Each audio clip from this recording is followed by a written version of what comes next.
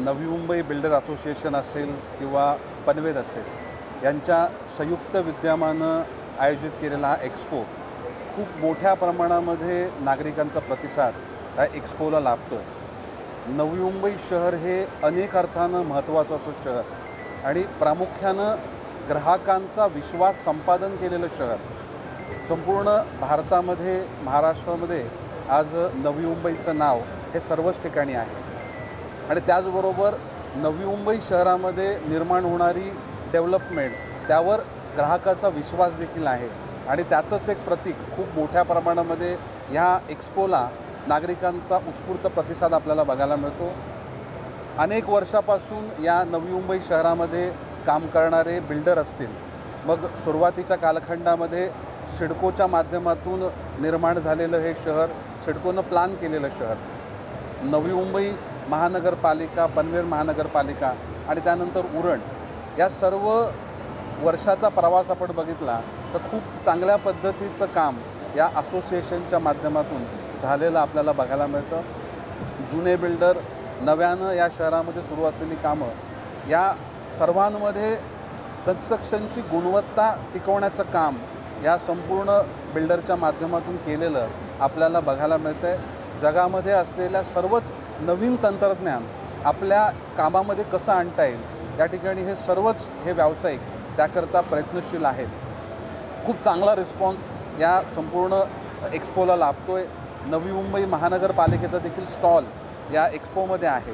झालेलं काम आणि त्या माध्यमातून होणारं पोल्युशन किंवा नागरिकांना होणारा त्रास हा देखील कसा कमी करता येईल याची देखील खबरदारी या संपूर्ण एक्सपोमध्ये घेतली गेलेली आपण बघतो आहे। पहिली पिढी, दुसरी पिढी, तिसरी पिढी देखील आम्ही आज ह्या एक्सपोमध्ये बघतो आहे। म्हणजे खूप म्हणजे परिवारांच्या माध्यमातून ट्रेडिशनल बिझनेस वाढवत असताना नवं तंत्रज्ञान संपादित करून नव्या लोकांशी त्या ठिकाणी असोसिएशन करून ही पूर्ण ही क्रीडाई असेल, BANM नवी मुंबई पनवेल असेल, यांची घोडदौड ही अत्यंत सकारात्मकतेनं चालू आहे। मी या संपूर्ण युनिटला ह्या नवी मुंबई स्तरावर आज ह्या करावे या ग्राउंडमध्ये या एक्सपोचं आयोजन केलं, मी सगळ्यांना मनापासून शुभेच्छा देतो। प्रत्येकाच्या पसंतीची घरं इकडे आहेत, म्हणजे higher income group, middle income group, lower income group, ज्याला तसं हवं आहे, ज्याला जिकडे हवं आहे अशा प्रकारची घरांची उपलब्धता या ठिकाणी आपल्याला बघायला मिळते। तंत्रज्ञान देखील शाश्वत आहे, म्हणजे नवी मुंबईमध्ये सुरू झालेले प्रकल्प हे वेळेमध्ये पूर्ण होत आहेत आणि एक शाश्वती संपूर्ण देशस्तरावर ग्राहकाला या नवी मुंबई शहरानं दिलेली आहे। त्यामुळे मला वाटतं की आजच्या वरचे जे रेकॉर्ड्स आहेत हे येणाऱ्या 2 दिवसामध्ये सगळे रेकॉर्ड्स तुटतील आणि खूप मोठ्या प्रमाणामध्ये या नवी मुंबई शहरामध्ये क्रीडाई BANMच्या ह्या पूर्ण एक्सपोमध्ये खूप मोठी गुंतवणूक होईल असा माझा ठाम विश्वास आहे। नवी मुंबईच्या ज्या भौतिक सुविधा त्याबद्दल तर बोललो आपण, पाण्याची सुविधा असेल, इन्फ्रास्ट्रक्चर असेल, वाहतुकीची व्यवस्था असेल, कुठे ना कुठे नवी मुंबई एक वेगळ्या स्थानावर आहे असं आपल्याला बघा की आज सगळ्या ठिकाणी स्पर्धा आहे, म्हणजे एक LIG MIG किंवा एक छोट्या साईजचं कॉम्प्लेक्स आणि मोठ्या साईजचं कॉम्प्लेक्स जर गुणवत्ता राखली गेली नाही तर ग्राहकांच्या पसंतीला त्या ठिकाणी ती संस्था किंवा ती कंपनी टिकणार नाही। त्यामुळे अंतरंगानं आपला प्रोजेक्ट चांगला राहावा याकरता प्रत्येकजण प्रयत्न करते, चांगलं तंत्रज्ञान आत्मसात करत आहे। भविष्यामध्ये त्याची म्हणजे लिकेजेस होऊ नये, सिपेजेस होऊ नये याची देखील काळजी घेतली जाते, परंतु सोसायटीनंतर त्या बिल्डिंगनंतरचं वातावरण चांगलं करणं ही देखील सर्वांची जबाबदारी आहे। हे शहर वाढतं आहे, आज या नवी मुंबई शहराची लोकसंख्या जवळपास 18 लाख आहे। येणाऱ्या साधारणतः 5 वर्षामध्ये 10 वर्षामध्ये ही लोकसंख्या डबल होईल, म्हणजे हीच लोकसंख्या 30 लाखाच्या आसपास जाईल। त्यामुळे 30 लाखातल्या लोकसंख्येला पूर्ण चांगलं इन्फ्रास्ट्रक्चर देणं ही प्रत्येकाची जबाबदारी आहे। ती महानगरपालिकेची जबाबदारी आहे, सिडकोची आहे, ती MIDCची देखील आहे आणि त्याचबरोबर नव्यानं जोडलेली प्राधिकरणं यांच्यामध्ये देखील ताळमेळ असणं हे तितकंच गरजेचं आहे। आपण फक्त बिल्डर फक्त हा बिल्डिंग बनवतो, तो काहीतरी नफा करतो या दृष्टीनं बिल्डरकडे बघणं त्या ठिकाणी चुकीचं ठरेल।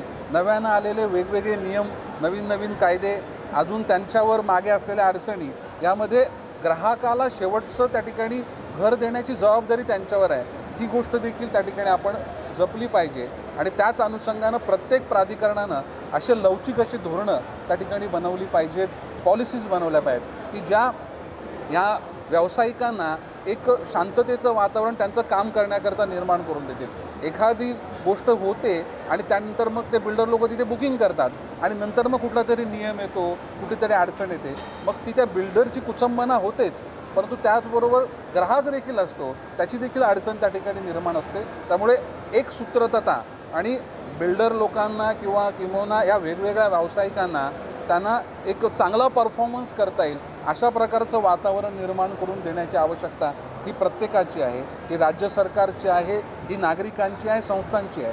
आणि ह्या नवी मुंबई शहराला सुरक्षित वाटावं, नवी मुंबई शहरामध्ये होणारी इन्व्हेस्टमेंट ही सुरक्षित आहे, ही खरी आहे, ही शाश्वत आहे, अशा प्रकारचं वातावरण या शहरामध्ये निर्माण करण्याची गरज आहे। आज इथे आल्यानंतर खूप सकारात्मकता ग्राहकामध्ये आणि या व्यावसायिकामध्ये, एक्सपो सगळ्या असोसिएशनच्या मेंबरमध्ये मला आवर्जून बघायला मिळाली।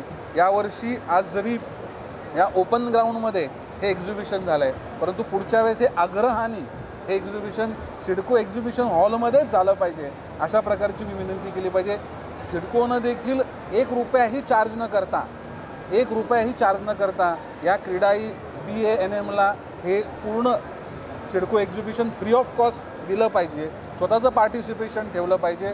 जेवढं सिडको स्वतःला जपते तसं सिडकोला खऱ्या अर्थानं जपणारे हे जे सगळे घटक आहेत, मग सगळे म्हणजे बिल्डर हा एकच घटक नाही, त्याला मटेरियल सप्लाय करणारा घटक असतो, त्याच्यावर अलाइड ॲक्टिव्हिटीमध्ये देखील खूप मोठ्या प्रमाणामध्ये रोजगार निर्मिती होत असते।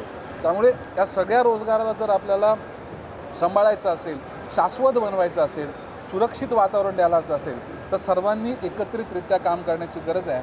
आणि जी बाउंडिंग म्हणजे आज क्रीडाई त्याचबरोबर BNM नवी मुंबई आणि पनवेल हे सगळेजण एक विचाराने एकत्र आलेले आहेत। ही खरोखर म्हणजे त्यांची जी समज आहे ही संपूर्ण या व्यवसायाला सुरक्षित करणारी आणि पुढे नेणारी आहे।